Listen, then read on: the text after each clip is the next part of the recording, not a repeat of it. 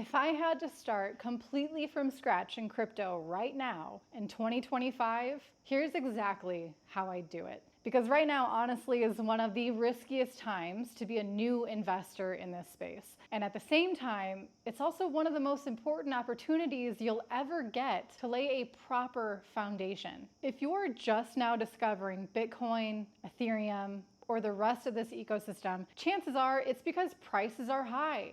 People are excited and the media is talking about it again. But that excitement often blinds people to reality. Most who jump in now will end up disappointed, disillusioned, and likely underwater in the next year. So if I were starting right now, I'd ignore the noise.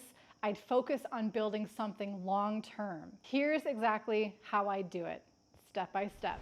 Before I bought anything, I'd learn why this technology exists in the first place. I'd treat it like learning a new language or culture, because crypto isn't just a market, it's a mindset. It's an alternative system built for people who want something different from the one we've all been raised in. So, the first thing I'd study is currency itself. Not how to make it, but what it actually is, where it comes from, why it loses value over time, what inflation really means. I'd look at the history of central banks and how they operate, how fiat currency is created, and really importantly, the difference between Austrian and Keynesian economics. Then I learn why crypto was created. I'd study the cypherpunks, I'd read the Cypherpunk Manifesto and the Bitcoin white paper. I'd start to understand why decentralization matters, not just from a technical standpoint, but from a human one. Next, I'd start learning how the tech works, not just in theory, but hands-on. I'd install a wallet, I'd write down my seed phrase, I'd try sending a small transaction on a testnet or a low-fee chain like Polygon or Solana. And I'd take note of how that felt, because that's where the understanding really starts to sink in. Then I'd start journaling my research, not to track prices, but to track ideas. I'd write down coins I was interested in, not to buy them, but to learn what they claim to do, who built them, and whether that solves a real problem. Because this is where you build conviction, not by listening to influencers or following Twitter threads, but by asking your own questions.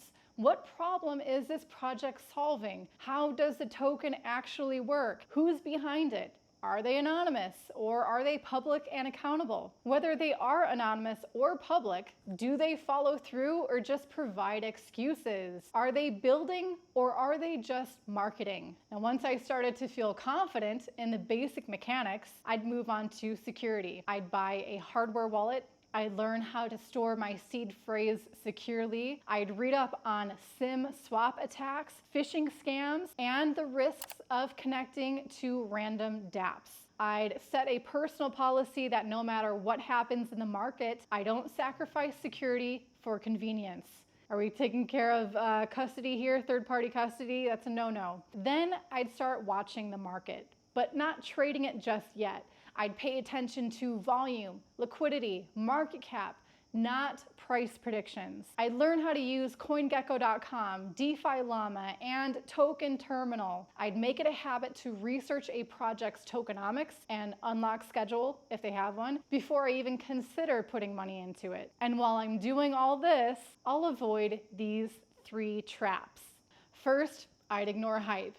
Anything that feels rushed, emotional, or too good to be true probably is. I'd turn off the noise and focus on education. Second, I'd avoid trying to catch up. Just because you missed the first leg of the bull market doesn't mean you're behind. Chasing is what gets people wrecked. Accumulating during the next bear market is where real gains are made, because there's always another cycle. And third, I'd avoid leverage, especially as a beginner. It's simply not worth it. Crypto is volatile enough as it is. There's no reason to borrow risk on top of risk.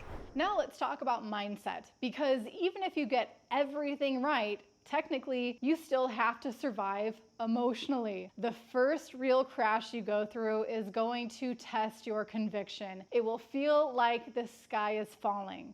But if you've done the work, if you understand the why, you'll see it as an opportunity, not a disaster. So I'd prepare now for the bear market later. I'd remind myself that everyone looks like a genius in a bull market. It's easy to believe in your portfolio when everything is green, but real strength comes from staying in the space during the boring times and the scary times, the times when no one is paying attention. That's when wealth is quietly built. So if I were brand new today, I wouldn't rush anything. I'd take 6 to 12 months to just learn. I'd build a watch list, not a portfolio. I'd follow developers, not influencers. I'd set up my infrastructure, wallets, security, research habits before I risked a single dollar, because this space isn't going away. It's just going to keep evolving. And those who stay calm, focused, and committed to learning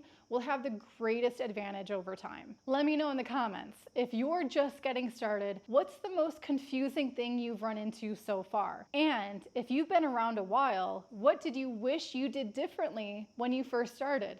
And if you want help building your crypto foundation step by step, check out learningcrypto.com. That's where we teach the tools, ideas, and strategies that actually matter, so you can skip the hype and build something real. Thank you so much for watching. I'll see you in the next video.